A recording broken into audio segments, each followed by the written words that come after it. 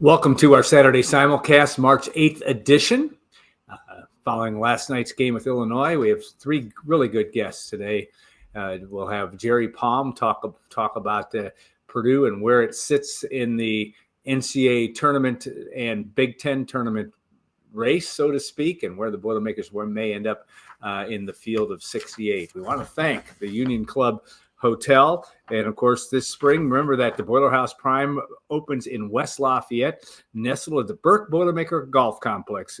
The dining room's refined, club-inspired ambiance with a two-story wine wall and grand 30-seat bar. Hard to beat that. We're going to talk about that a little bit with Sam Allen, of course, the person that he and his wife, Marcia, gave over $20 million to that project. Then, of course, you can savor an exclusive raw bar and signature cuts of beef. Visit BoilerhousePrimeToday.com. And a reminder that it'll be opening up in April. So you'll want to get a chance when you're in town to visit the Boiler House Prime in that beautiful, beautiful clubhouse. As I mentioned, Jerry Palm in segment one. Then we'll have Sam Allen, and then Tom Dienhart will break down where we are with Purdue spring football today's March 8th edition of Saturday Simulcast. So enjoy, and without further ado, here's some Jerry Palm speak here with our show.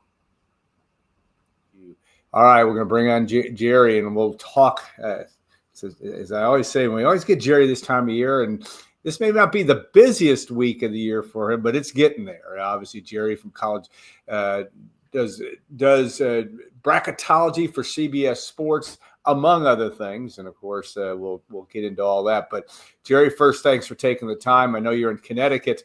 It's a busy time of year for you. No, thanks for having me on again. I always like talking Purdue basketball, so this is great. I look forward to these segments. Yeah, it is Purdue basketball, and we're recording before, obviously, Friday night's game at Illinois. And in your world, the question always is, what's on the line for Purdue? We know what's on the line is a double bye in the Big Ten tournament. Purdue basically after Wednesday night's proceedings basically has to win at Illinois to get that double bye. But look from the NCAA perspective, what does Purdue have to gain outside of the obvious of momentum as they head into the NCAA tournament and have a chance to get another quad one win in Champaign on Friday night? Yeah, I mean, that's really what it is.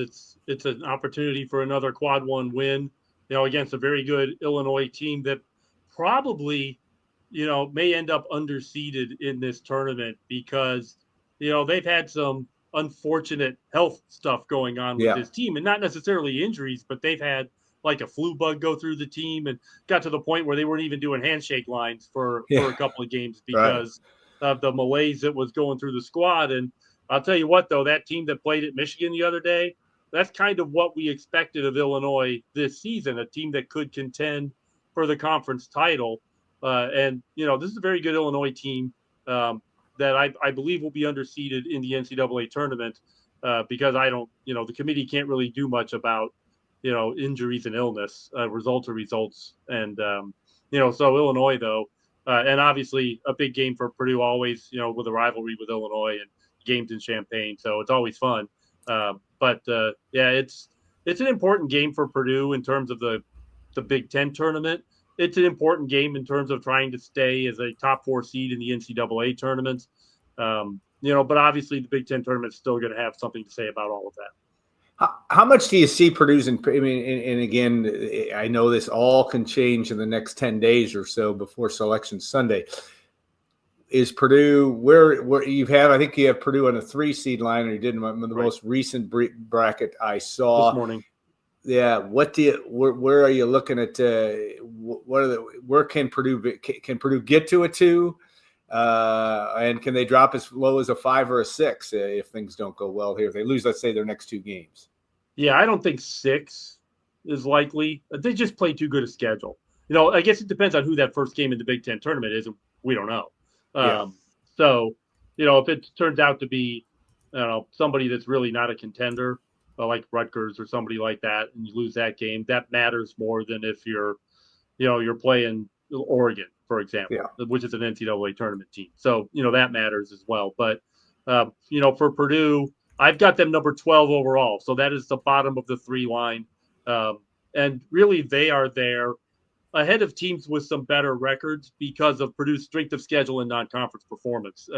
Purdue, especially the last, really several years, will go out and really challenge themselves in non-conference play. And I think it serves them well, not just in terms of setting themselves up for the Big Ten, but also for NCAA tournament consideration. It felt like Purdue was trying out for the SEC this year. It played 4 SEC games, split them. It's a kind of a thing where I think Purdue's in pretty good shape. They'll probably get seeded better than their record will indicate, but they need to, and I'm sure want to, finish strong so that they can get the best possible seed. You look at that and you say, and it is a funny thing in terms of how many Big Ten teams are going to get there. Like you said, who you play in the Big Ten tournament, but how much there is a human aspect into the selection committee in terms of who they pick, and there's a lot of data that you go into, but there's also matchups that get that it is a made for television event. How much of a factor in your looking back at it over the years is totally data driven in terms of, but how many times do you think that committee makes maybe an emotional choice as opposed to a data-driven choice? I would definitely say not an emotional choice. It's a subjective process guided by objective data, and you've got 13 committee members that may all view different data points differently in terms of what's important to them, or what they consider to be more meaningful versus less meaningful. But nobody's like first of all, they don't create matchups that people think, this assistant coach used to be an assistant for the other guy. And they don't even know stuff like that. Yeah. And certainly there are so many bracketing rules. Even if you wanted to create matchups like that, you probably can't. So things like that may happen. If they do, it's an accident. But especially you've got, 13 SEC teams, 11 to 13 are going to be in the tournament. You're going to have maybe a double-digit number of Big Ten teams in the tournament. You're going to have 8 Big 12 teams. Just trying to bracket those teams and keep them separate and avoid regular season rematches and all of that stuff really prohibits you from even thinking about, creating made-for-TV matchups.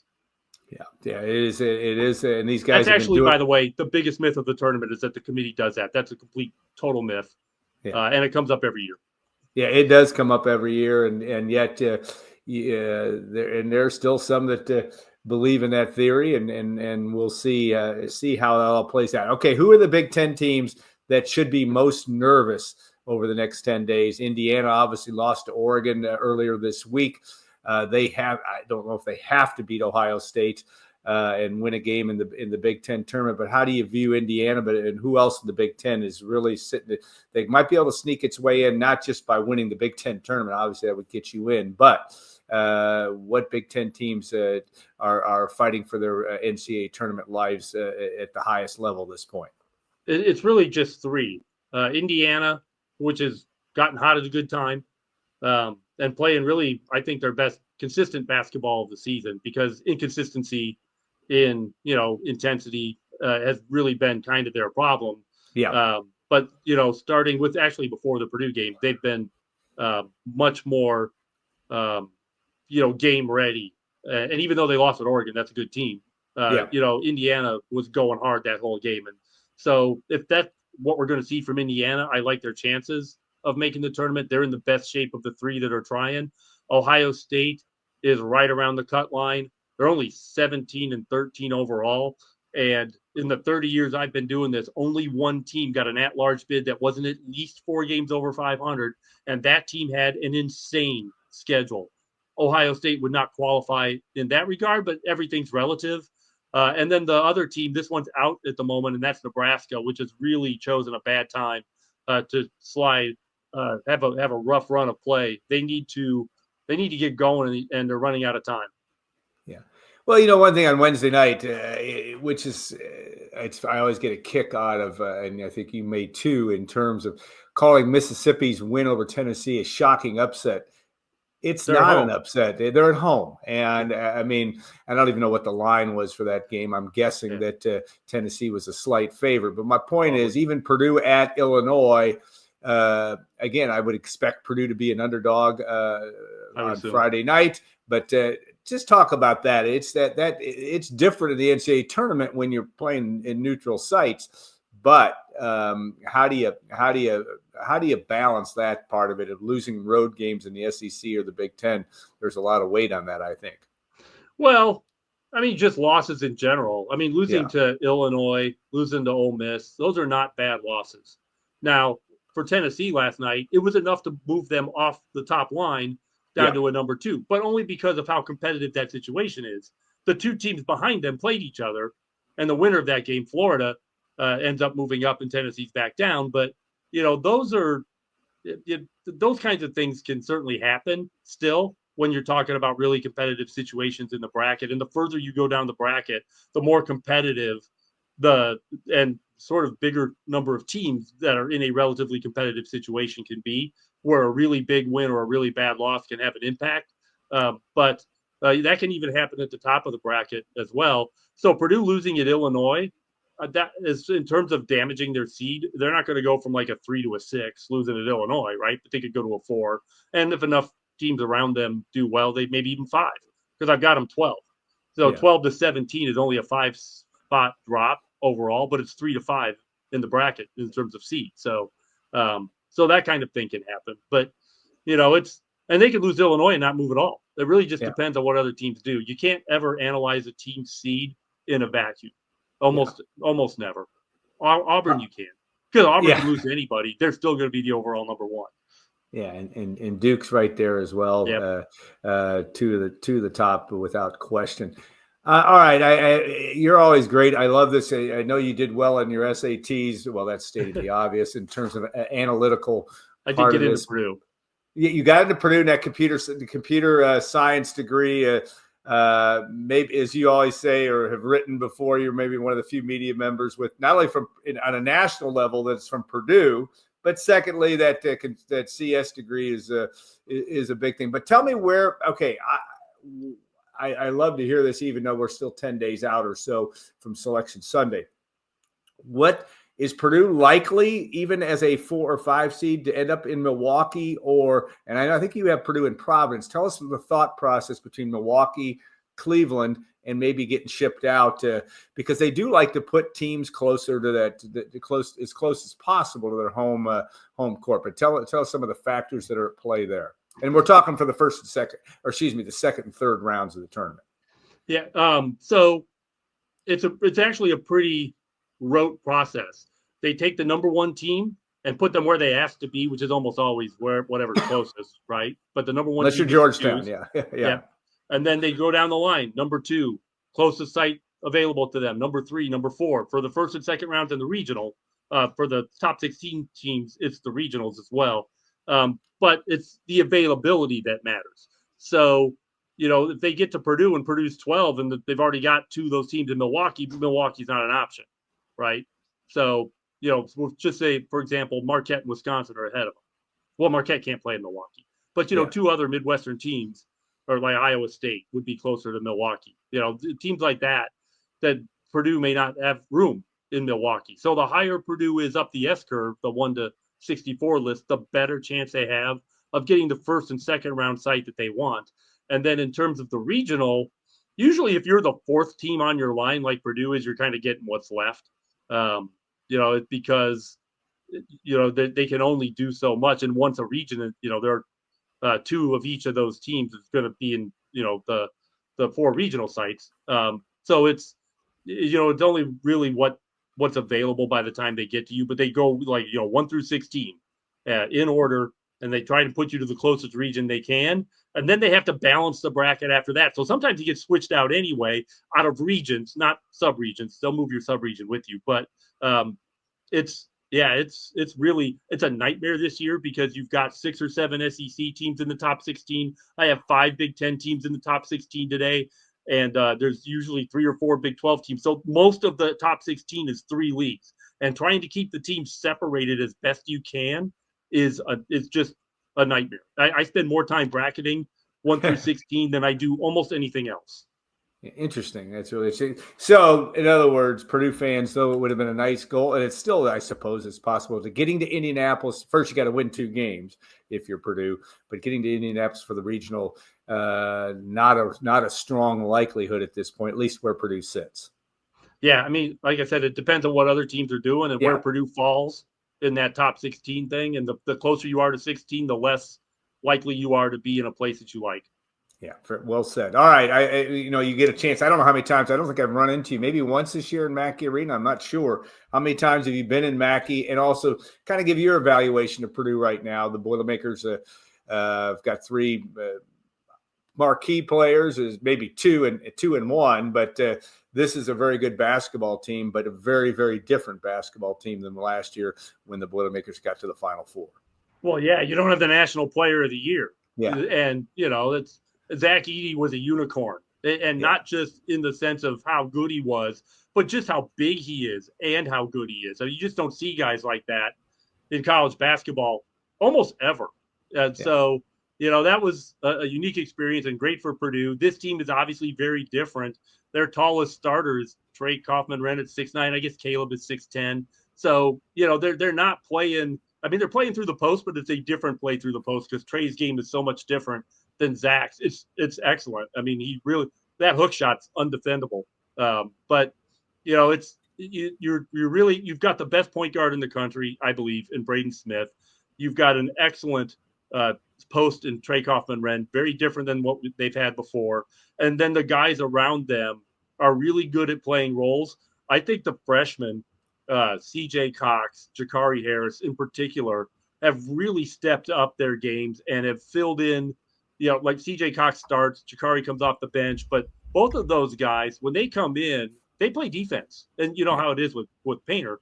If you can't play defense, you're not going to really see the floor much. And so those guys have really done a good job playing defense, even when their shots aren't falling or whatever else is happening offensively isn't working for them. The defense shows up, and they've both had moments this year where they've had big time runs in games. And, you think of CJ Cox in that Alabama game. He basically had that personal 9-0 run that won that game. That's, I think, the loudest I've ever heard Mackey Arena when I was in it. So this is a team that's deep, and they've got guys that play roles. And, Purdue's always have guys that play roles, and, and that they're happy to play those roles. So that's always been an important part of the Purdue culture. And this team seems to be pretty tight knit, which is always good. And, I like the way they bounced back off that 4-game losing streak. So I think Purdue has a legitimate chance to play in the Sweet 16 and then see what happens after that in this NCAA tournament. And I've been there more this year than I usually. It's hard for me to go to a lot of games, but I went to probably 4. But I have a son in Boiler Brass this year, so I wanted to go more often. Yeah, and it's still a great experience there. All right, well, last question for you. What's in that, maybe that 5 through 12?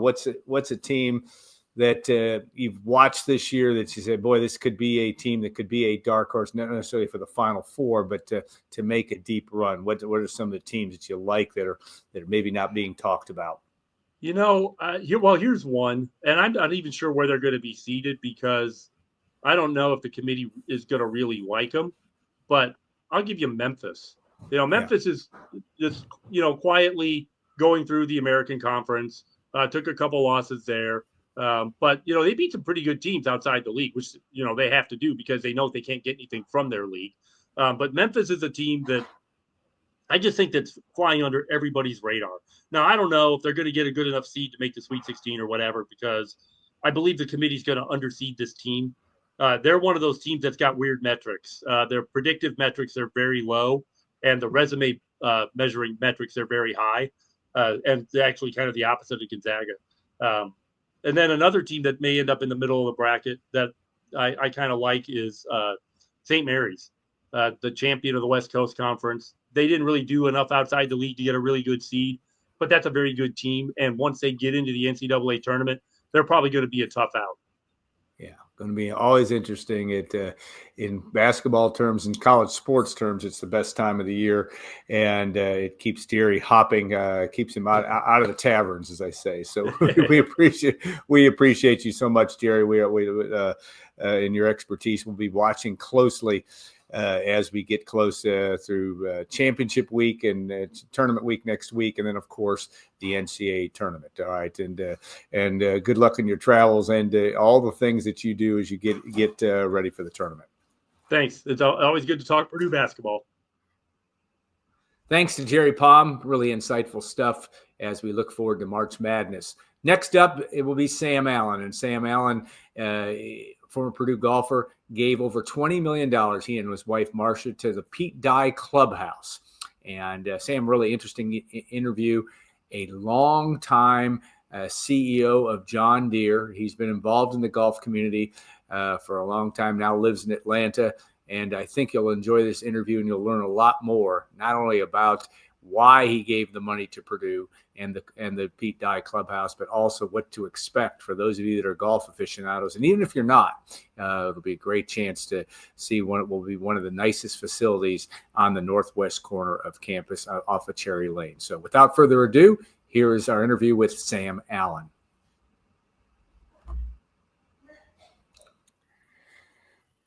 I am joined now, Alan Karpick, joined by Sam Allen and Sam Allen. If you don't know the name, you will in the Purdue community. Of course, a 1975 Purdue grad. He also did some things in the business world that we'll get to with John Deere. But the new Sam and Marcia Allen Clubhouse off of the Birck Boilermaker Golf Complex. It was dedicated last Saturday morning, and Sam and Marcia and family were there. But, Sam, I always think about it. First impressions of everything. It was your first chance to really see it, though you have donated to make this facility happen. But talk about that and just that experience of walking in there for the first time and seeing what the fruits of a lot of your work from a financial standpoint come to fruition. Yeah, I had seen the outside a couple times, but never had been on the inside. But I really liked the outside, and it's come along well. And I think it's my belief was it needed to be a building that would stand the test of time and would be a building that you'd still be proud of 50 years from now. And I think they've accomplished that. But boy, when I went inside, first floor, it was just fantastic. The wood is really rich looking. Yeah. And what it really confirmed, we had 3 sites originally, 3 proposals for this clubhouse. The other 2 were on the other side of the road. Yeah. And this was by far the most expensive, but the argument was if we could get it there, put it up on the hillside, the backside, you'll have these beautiful views of the golf course. And that, when we sat in the room that eventually you'd be dining in downstairs, but they had chairs and they had a little podium, people were speaking, and it was all glass windows along the back. And you see the 18th hole and the green right out front. It's just a really, really nice setting, very top notch. And then we had the good fortune to go upstairs where they're going to have the more formal steakhouse. Yeah. And we ended up having with the family, they let us do a sampling of what they're going to be offering. And the ambience up there is just second to none. It is as nice of a restaurant that I've been in anywhere in Atlanta, for example. Yeah. And the meal was very, very good as well. So I think they did it right on the main level. It'll be great for golfers. It still has a high touch of class to it. But then when you get to go upstairs and have a steak up there, or you sit at that bar, I think it's a 40-person bar, and they have an oyster bar and everything. It's definitely first rate, and made me feel even better that the money was well spent. Yeah, the Boiler House Prime, sponsor of our Saturday Simulcast, the Union Club Hotel, involved with that. And I hear things. And of course, Sam's mentioning when you look out, you're looking south onto the Ackerman-Allen course, which named also for the Allen family and Jim Ackerman. But you think about that, and you played at Purdue, came to Purdue, and played on the golf team, and played on the Old South course, played on the North course, I'm sure, a few times as well. Can you imagine what these complexes have become? Since I think the Camp and Costler course was built in '97, but it's just it's a staggering situation for someone that loves golf like you do.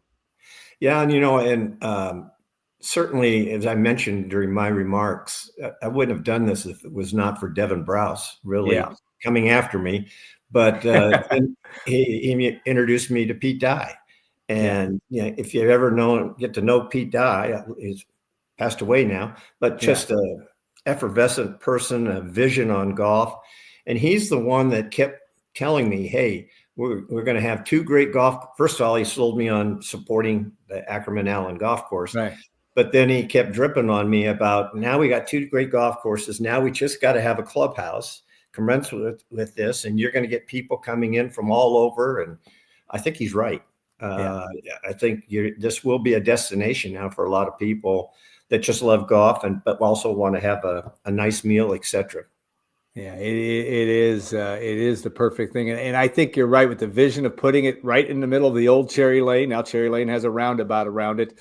Really was in retrospect an extremely smart move, because that view and the Camp and Costler course is amazing. What Pete Dye did with that, nearly 30 years ago, all the land that was moved and making that into the old North course was a flat, windy, difficult at times course. This is a wonderful piece of land. And then, of course, in 2016, when the Ackerman Allen was redone. Nobody quite like Pete Dye that makes that happen. But as a golfer, that makes it extra special, tying that all together, I presume.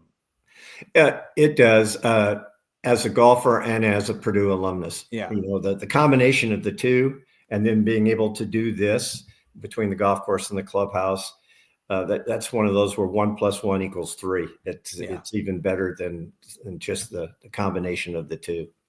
Well, it's funny, and you're not one, as I think when I wrote a story about you a few years ago that I enjoyed very much doing, is humility is kind of your middle name, but it is an interesting story.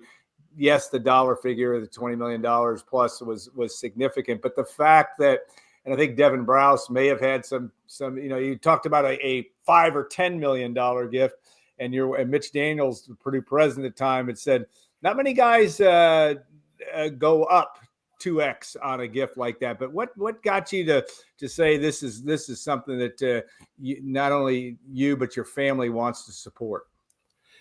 Well, the way it started was a number of people from the committee came to my course here in Atlanta and Crabapple Golf Course and Capital City Club. And we took them to, and I shared the story at Crabapple. The clubhouse is 1.2 miles from the front entrance. And this is a Tom Fazio design. You're right. And originally, when they built we're going to build the clubhouse, they wanted to put it at the front of the entrance, just because in that area, the liquor was allowed. Yeah. Back in the back, liquor was not allowed. And Tom Fazio said, you've got enough high-powered people here. I think you can get a liquor license change. You need to put this clubhouse where it needs to be for the next 100 years. And that came back to bite me, because we did have a low and a high range. And they gave me two designs, one for the low and one for the high end. And both of those were on the north side. Yeah.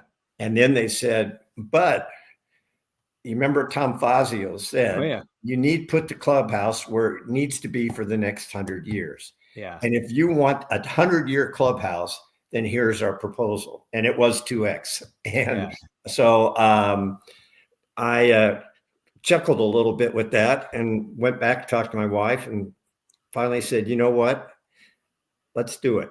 And and then when I met with Mitch, that's when he said, I've had people come in and say, I'm not going to quite be able to do what I told you I was going to do. But he said, I don't know that I've had someone end up doing 2x of what you said the high number was before. Yeah. Yeah, and the President Mitch Daniels, former president, I will guarantee you will be making use of that course. Of course, a guy that loves to play golf, even in his quote unquote retired years from that standpoint. I'm curious, where on the north end had you put it there? Were you going to put it? Where were the designs? Was it where the old locker room was, where it was going to be at the back end of the 18th hole on the Camp and Costler? What was the thought had you gone that direction? One of them was close to the road, just on the north side. The other one was further up north, yes, closer to the 18th hole, actually closer to the subdivision housing over there. And that was actually a concern as well. What I didn't want to do is help sponsor something that people were going to be upset about in their environment. And the negative with that second one would have been all the trucks, delivery trucks, et cetera, would have come around that side by the houses. And that wouldn't have been a good thing either. It's funny. I have close friends that live in that Northwestern Heights subdivision, not golfers actually, though one of them did play at Summit at the time. He said they are just over the moon about this opportunity because, again, yes, it's a golf course, it's a clubhouse, but this is going to be, and we've talked about this offline, and it's a common theme around Purdue and around West Lafayette area is there, great banquet space, great space for events is at a premium, as evidenced by the Shively Club and of course all of that's being used in the quote unquote Purdue's press box. But this is going to be a public facility. It's a public golf course from that standpoint. Those are all big factors that I presume was important to you as this came about. Very much so. Actually, it was very important for me that the people that live around there felt good about it. And what was interesting and what I felt really good about is one of the real positive feedbacks was by putting the roundabout in, it made people slow down. That road and people that live there like that. I thought, okay, that's a great thing too. But no, you don't have to be a golfer to really enjoy this clubhouse. And like I said, the restaurant up above is just top notch. The views from up there are beautiful. You can sit outside there too. I think they said they're going to have about 7 tables outside on the balcony upstairs. So, and you don't have to play golf to enjoy looking at a golf course. If you can look at a golf course, have that type of ambiance, I think the community will really enjoy it. All right. Your experience at Purdue obviously came, and I refreshed my memory from Northwestern High School, though you'd spent a lot of time growing up overseas as your dad was in the armed services. But talk about, your teammates and, where Purdue golf was under Sam Voynoff. I think your senior year, Joe Campbell came in as well.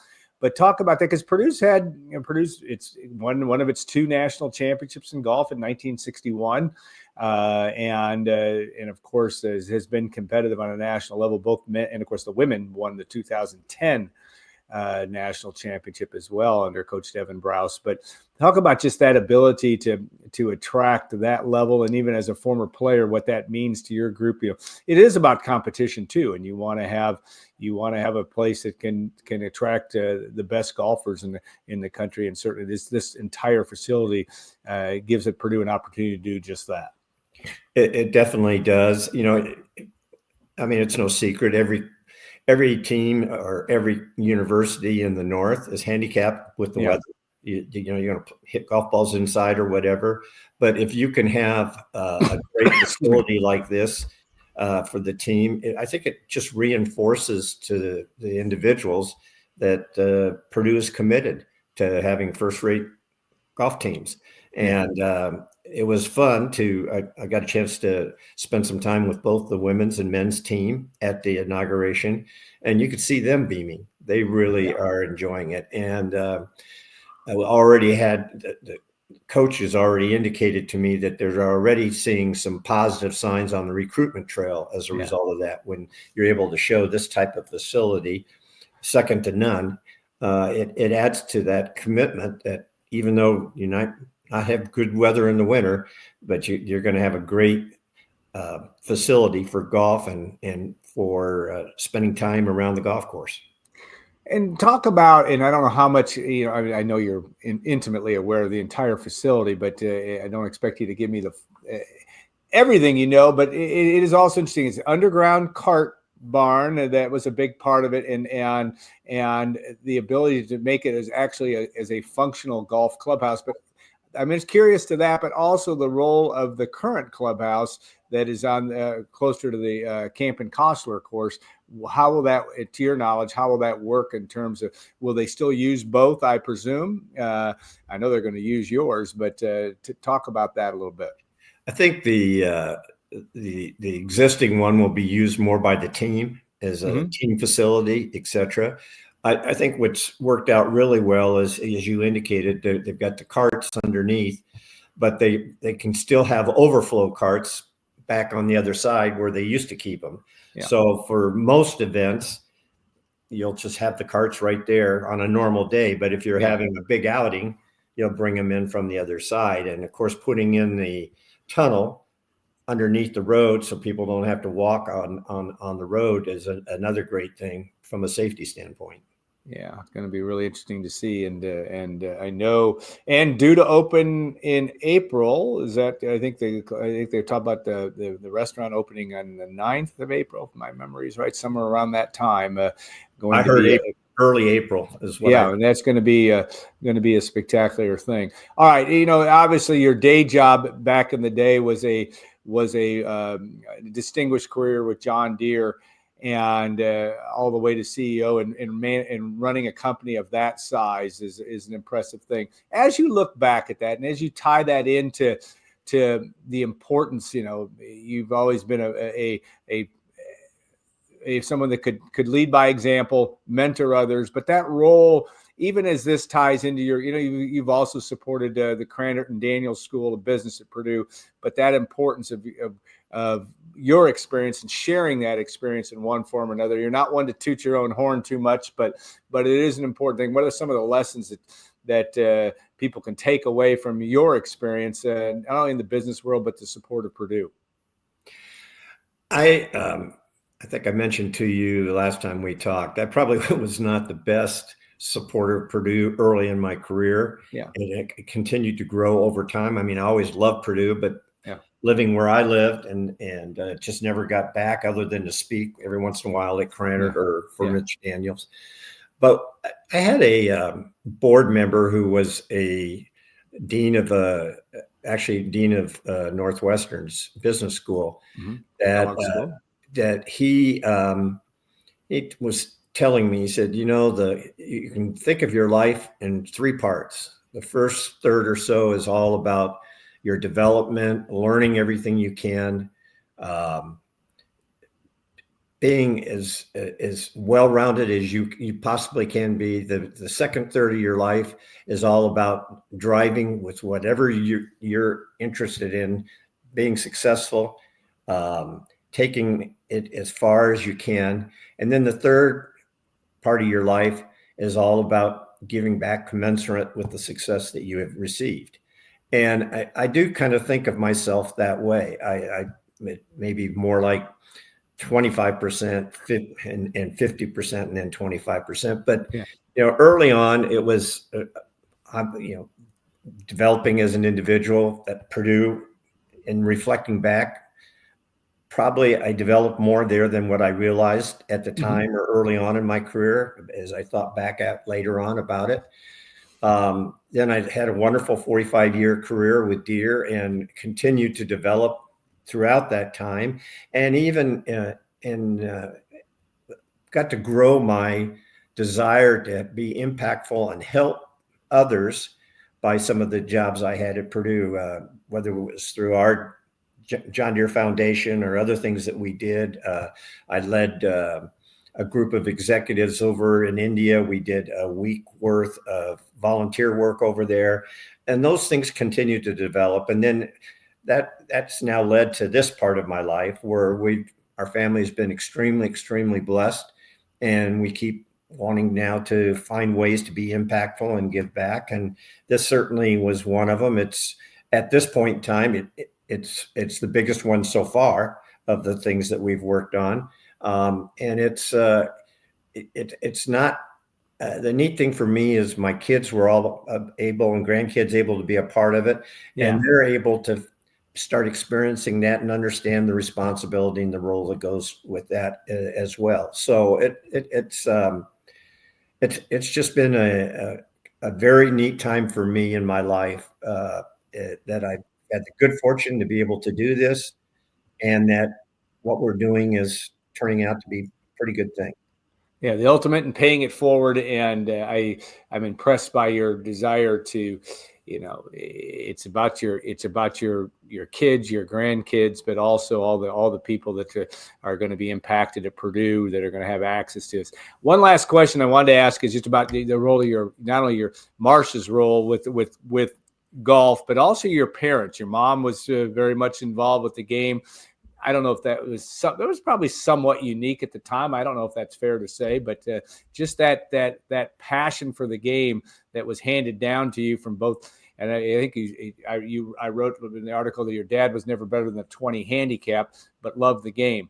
Talk about that and just and why that's extra meaningful, because it's really homage to your upbringing, your parents, your family. That's as much in my impression is behind this donation and this clubhouse as anything. Yeah, especially my dad got me playing golf when I was 7 years old, living in Germany, and you were right. He never was better than a 20 handicapper, but he loved the game of golf. And I enjoyed playing with him and his friends more than kids my age, because they were just neat people, had a good time. And he eventually, and then my brother, who's now since deceased, he got in the game and quickly became a very good golfer. And my mom didn't pick the game up until she was in her late 50s. But back then, Golf Digest had that, most improved golfer award, and she won that. She cut like 25 strokes off her handicap in 1 year and could beat my dad. And the joke in our household was, well, I could beat my dad from my time I was 9 years old. Then my brother ended up beating him. Then mom did. Said, you're going to have to get the dog to play golf because that's the only one you have a chance to beat. But golf was, for us, a big part, but it was always public golf courses. And, my family was not affluent. We were never a part of a country club or anything like that. I caddied and had good fortune. Evan Scholar, right? Yeah, right. Evan Scholar. And actually, back then, the house was on the 9th green of the South Course. So golf for me was just, and I worked on a golf course my entire, from 8th grade on. And I actually worked in a pro shop and also worked out at night watering the greens, et cetera, like that. So golf has been a part of me for a long period of time. But I will tell you, it took on totally different meaning as an adult, especially in the last, say, 30 years, because I have just met some genuinely fantastic individuals on a golf course. True gentlemen. In fact, my son, who I'm good fortune live a couple miles away from me, I've had him play with some of those people just so he could see, and they're very successful people, but what a true gentleman is like. And and they've enjoyed him, but it's one thing to come from dad, but then to have another person that you admire and see how they deport themselves on a golf course and treat people and everything else. I think it's a great learning environment for your kids. Yeah, it is the true testament. You can tell so much about a person, how they handle themselves in their golf course, how they are considerate of others, not necessarily how good they are. That's not always it. It's just, it is truly that. And Sam, you're a Purdue treasure, and we appreciate you taking the time to join us today. And I look forward to hopefully someday meeting you in person at the Sam and Marsha Allen Clubhouse, and it will be. I think everybody in this community really looking forward to that opening up. So, and maybe we'll also be able to enjoy for Purdue basketball fans a good run here in over the next few weeks in Purdue basketball. I know you pay attention. You were at the UCLA game with your family. That was a big. That was a pretty good environment, by the way, wasn't it? Yeah, it was very good. I also want to say one thing. Yeah, by all means. It's not the Sam and Marsha Allen Clubhouse. It's the Pete Dye Clubhouse. Well, that's right, and that's right. Donated by and give a second to explain that, because that is an important part of this, and my faux pas there. But the whole there's a real reason behind that, and talk about that real quick. Yeah, I never actually. I think I mentioned to you back when Allen was not supposed to be about me. It was in honor of my dad. Right. And so when we did the clubhouse, Marsha and I both agreed early on, but because she certainly didn't want her name on it as well. Yeah. But Pete Dye has meant so much to Purdue and Purdue golf, and getting to know him, see what a wonderful man he is. Yeah, I just thought it was important that.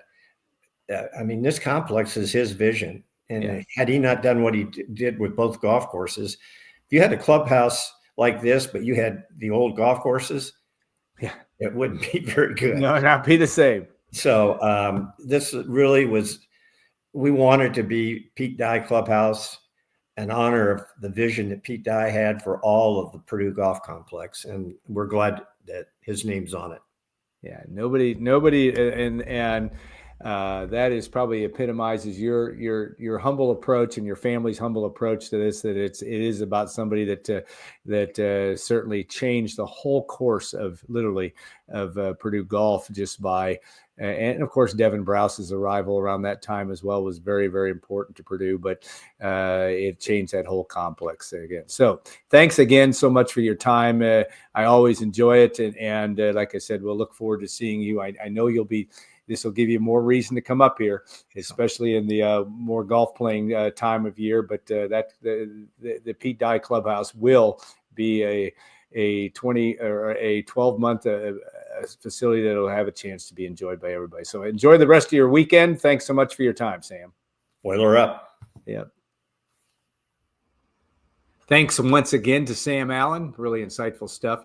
And next up, Tom Dienhart, our football beat writer, has had a busy week, obviously covering Purdue football practice. The Boilermakers actually practice later today, Saturday as well, and NFL Pro Day. As per usual, Tom will get you up to date on all that's going on in the world of Purdue football as the Boilermakers and Coach Barry Odom navigate their way through the first spring practice of the Odom era and as they get ready for the 2025 season.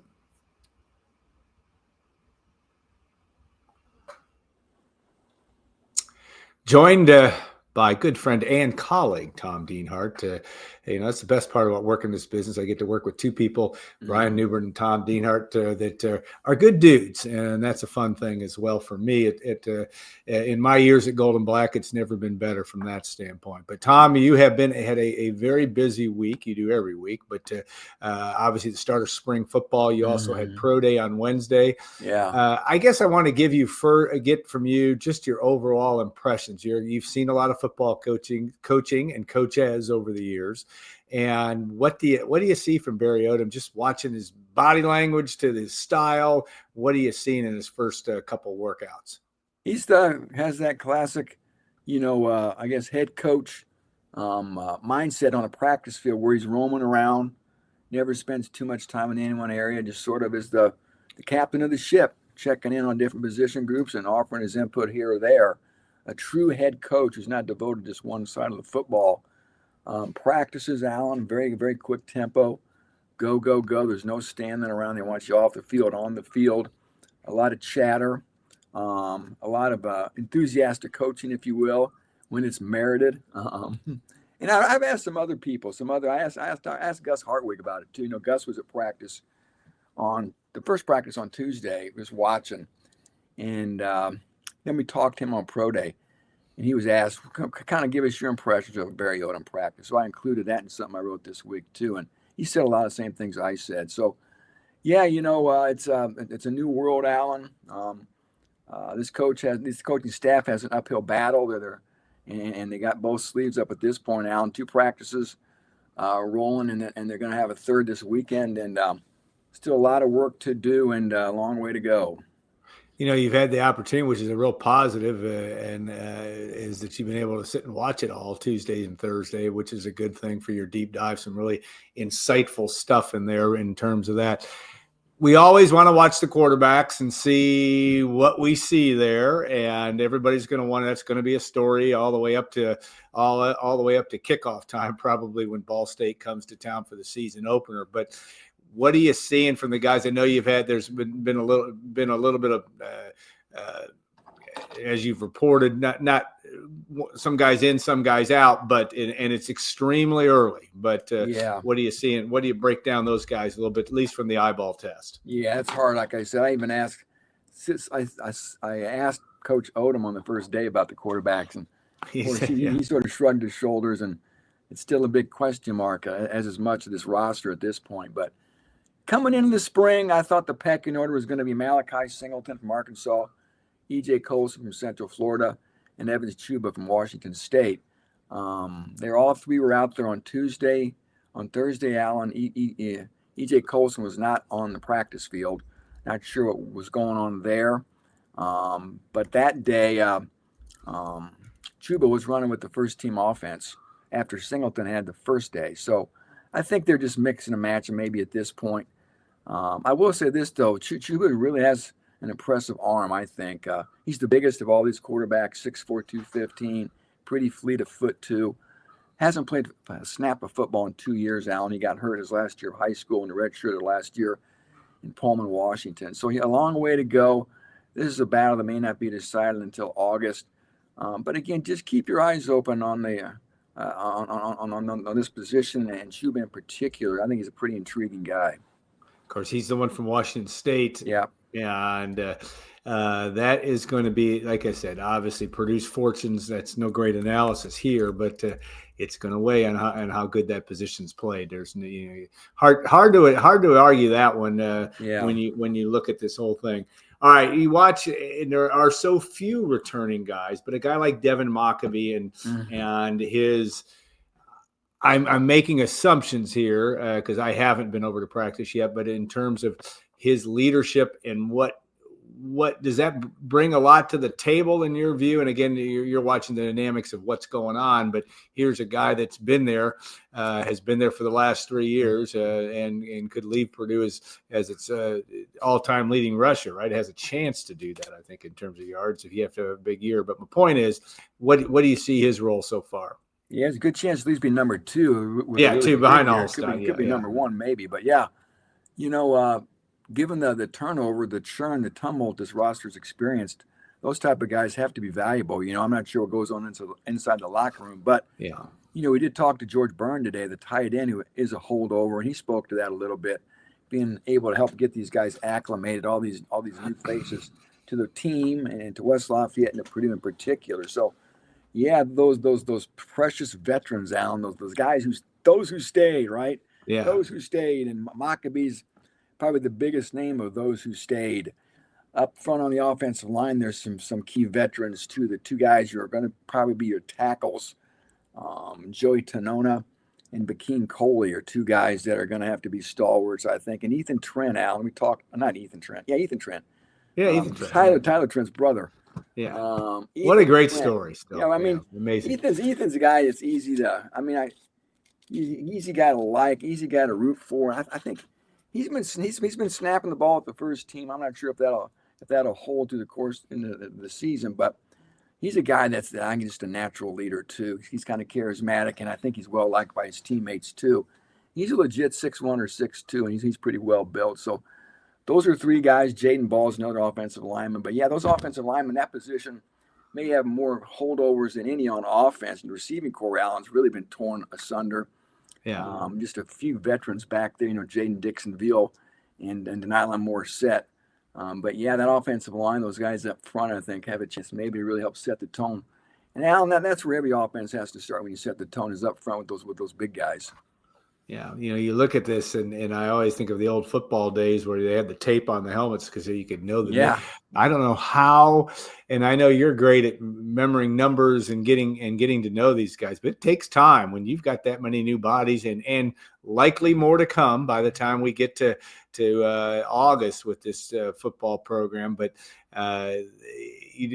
coaches, it seems to me that Barry Odom and company, they work hard to make sure these guys feel at home. It can be, some of these guys it's going to be a one or 2 year experience in West Lafayette, but Barry seems to have that knack for making people pleasantly uncomfortable as players because they want them on edge, but comfortable as people. That seems to be a skill of his. Yeah, he's Barry has an ability to put anybody at ease. I think if you ever have a chance to engage with him, he never seems like he's in a rush.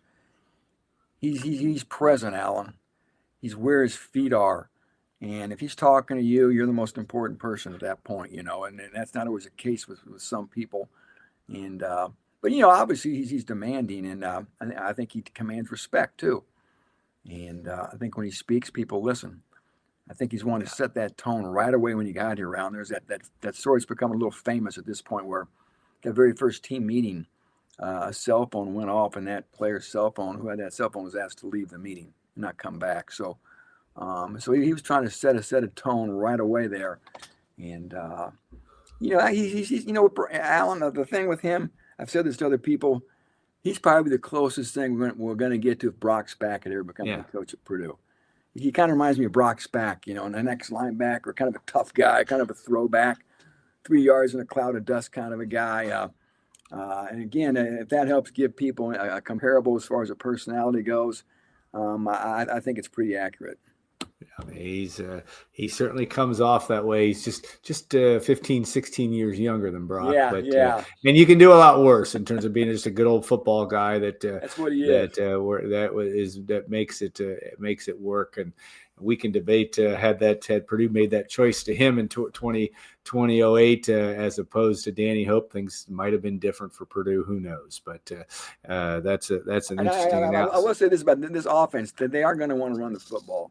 Yeah, I mean, certainly they know all about the cradle quarterbacks, and they want to throw the ball down the field. But make no mistake about it, these guys want to set it all up with a physical, tough ground game. The quarterback's going to be a big part of that ground game too. So it's not going to be a run and shoot. It's not going to be a case where you're throwing 40 or 50 passes a game like we saw with Jim Everett and some of those guys. Ideally, like I said, they want to punch you in the nose, set you up for some play action passes, and take some shots deep. Yeah, it's going to be a formula that, might help your defense too if you can stay on the field a little bit. And that would be my sense, that these guys get the big picture of what it's going to take to be successful. Not going to be easy. I just saw this week, I think on 3 and maybe reported by somebody else, that Purdue's schedule, number 17 in terms of strength of schedule. We've got plenty of time to look at that, but that's it is going to be a daunting, and I think Vegas has got Purdue at 2.5 or maybe it's 3.5 wins this year as the over under, but there's not a lot of high expectations, but I sense that the head coach is not going to let any of that noise get into what he's trying to get done in year one. Yeah, I don't think so. He's gonna try to have tunnel vision and have his team have tunnel vision as well. Like you said, expectations aren't going to be grand. They're going to be minimal, Alan. Purdue's probably going to be picked last by everybody, just like last year. I think 2.5 is the early over-under win total for Purdue. Sounds about right. How can you argue with that? If you look at the schedule and you want to get generous and really project, maybe this team could, if everything works out perfectly, maybe get to 6-6, maybe get to 4 wins. So again, 2-10, 3-9. 4-7. I mean, 4-8. Those could be more plausible records. I think at this stage of the game, though, Alan, it's not about the wins and losses for Purdue. Certainly, you want to win. Of course, we all want to win. But I think at this point, they're just trying to get their culture established, trying to get the roster flipped.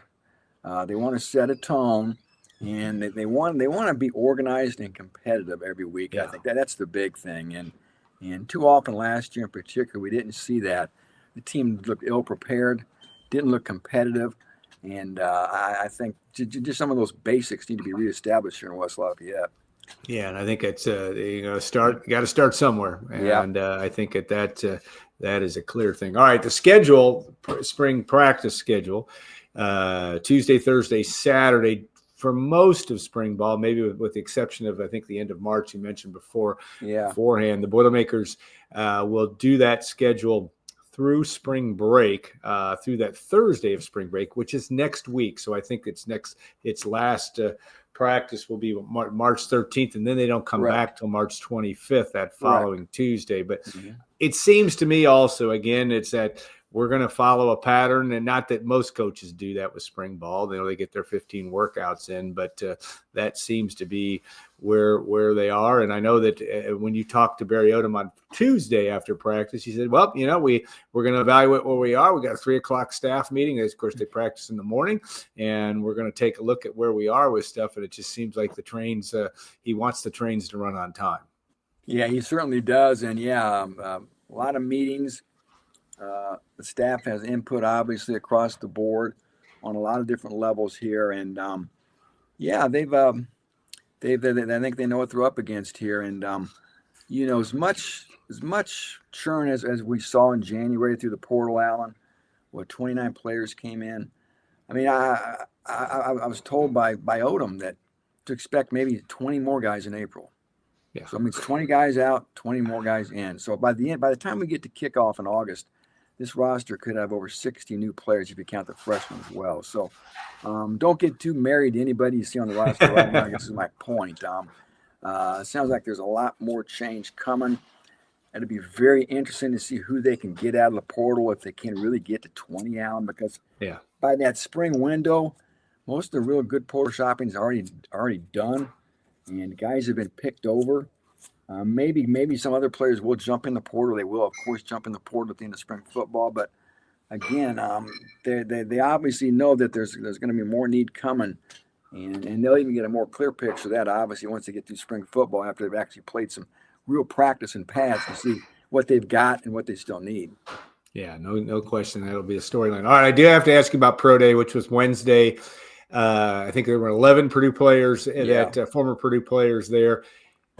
And this is a broad stroke question. How many do you think really have a shot at getting drafted out of that group? I mean, there's some talent there, and obviously Purdue had some talent on the roster. If you look at what happened in the transfer portal market, some guys went to some good schools. What do you see from that, and what did you glean from watching that on Wednesday? Yeah, boy, look, you look at the landing spot for some of those transfers. You're right, Alan. Some pretty prestigious programs they went to, from USC to SMU to Clemson to Oregon to Ohio State. And the guys that are going to be going to the draft this year for Purdue, Alan, there's only one sure thing as far as being drafted, and that's Marcus Bowe. Yeah. And I just think, the scouts, people you talk to, that he even talked about a little bit on Wednesday. Yeah. His size and his quick feet and his athleticism, he's sort of a freak. And we always go back to his high school basketball tape. It's probably still on the internet somewhere. Watch him play high school basketball. That's all you need to see right there, Alan. Yeah. The guy's just a freak. And 6'5", 300 pounds. And again, he's got nimble feet. And he thinks there's a chance he could sneak in the late first round. At the worst, he's a top 100 pick. Maybe he bleeds into the early third round. But he's a guy that's going to definitely make a living playing pro football in the NFL. Gus Hartwig, best case scenario, a third-day pick. Maybe 6th, 7th round. Same for Hudson Card. I think Gus probably has a better chance than Card to get drafted. And then Kydron Jenkins is the real wild card, right, Alan? Yeah, he is interesting, yeah. He's physically about 6'1", 260, not imposing. But you know what? And where are you going to play him? They tried to make him a linebacker this year. He played there a little bit, ended up playing a lot up front again. Great pass rusher, but can he play standing up? Can he play in space, Alan? Can he cover a back out of the backfield? You're going to still have to work with him if you want to really use him like a 3-4 defense. But you know what? He's just a football player. He's one of those guys I think you cannot get enamored because he doesn't check every box on your scouting list. Watch the film. He's productive. He's the kind of guy could play all 4 special teams for you, cover kicks, cover punts, and help you on the returns. And he could be a situational pass rusher, and then you can continue to develop him maybe as a linebacker in coverage. and he's a warrior, man. I go back to Mark Hagan. Now, Mark Hagan remarkable at Jenkins playing through injury. So he's going to get into a camp. It's going to take someone a lot of guts to draft him, though he's probably going to be a free agent. But he's the kind of guy that wouldn't be shocked if in the end he gets into a camp and ends up making a roster. Well, I think, one thing about Jenkins, what's interesting is as dismal, if that's the nice word, as Purdue was defensively the last 2 years, really. He was a guy, of course, Nick Scorton in 2 years ago. Those guys showed up, and he played. And I'm not a good evaluator necessarily of how hard guys play. You're much better at that, but I thought he played hard through it all. Even through that 66-0 game against Indiana, he was still going at it. Yeah. He stood out from that standpoint. There weren't many others, but I think he can't do it all in effort alone. I get that, and we're not expecting that to great place to start. He ran a 4.640 yesterday, faster than Reggie Love, the running back. Yeah. So again, it's a guy that, he just makes plays, and easy guy to root for too. I know he was a leader too, the classic leader by example. Everybody respected KJ, and that tells you a lot. Anytime your peers feel like that about you, and whatever your profession is, what your peers think of you, that really says volumes. And Jenkins' peers always thought the world of him. Yeah, and he learned a lot, I'm sure, in the toughest of tough years last year. Yeah. He will have stories to tell as he's interviewed if he gets that far in the process. And let's hope from a Purdue perspective that he does. He was a pretty solid football player for 4 years at Purdue and did some really good things for the Boilermakers during that time. So, Tom, as always, thank you for your acumen, and I know you just love being out at practice, but I appreciate that. It's a great thing, and I was impressed. As long as it's not too cold out, as long as it's not too cold. But I was impressed. I thought it was maybe I'm making more out of it now. I know they were inside on Thursday because you were talking about that snow on the windshields or the ice on the windshields on Thursday morning in West Lafayette. But Tuesday was not exactly a Chamber of Commerce day, and he was outside. I like that, and I think, and I don't know if that was any great thing by design, but get out there and play. You can play in the elements, and you got to figure out, if you're Barry Odom, you got to figure out which guys want to be there, really want to be there, and I think he's going to figure that out before long. Yeah, I think he knows what he's looking for, and you can tell a lot how people respond to having to play and working in adverse conditions. Are they complaining about it? How they're responding to it? Just another fun little test to guys, I guess, mental, if you will. Yeah, no doubt. All right, Tom, thanks again so much. Thanks to our guests today, of course, Jerry Palm, Sam Allen, Tom Dienhart. We appreciate them and a really good show today. I want to thank our sponsor, also the Union Club Hotel. Its newest project, as we've talked about, Sam Allen talked about it earlier in the show, is the Boiler House Prime restaurant as part of the Pete Dye Clubhouse, and that is going to be a spectacular facility opening up in April. Visit Boiler House Prime as well. That'll be a great place to learn a little bit more about that. Again, opening this spring. It will be. It is already. Again, haven't been in there yet, but I'm going to get in there here before long, and looking forward to seeing that new clubhouse. Even if you're not a golfer, it's going to be a great place to enjoy as you look over that Ackerman Allen golf course and looking south on campus. A terrific view. So have a great rest of your weekend, everybody. I'm not certain that we'll have a show next week. A little bit depends on Purdue men's basketball and where the Boilermakers will be playing next weekend, if they're still playing in Indianapolis. But we appreciate your time. And again, thanks to our sponsor, the Union Club Hotel. Have a great rest of your weekend, everybody.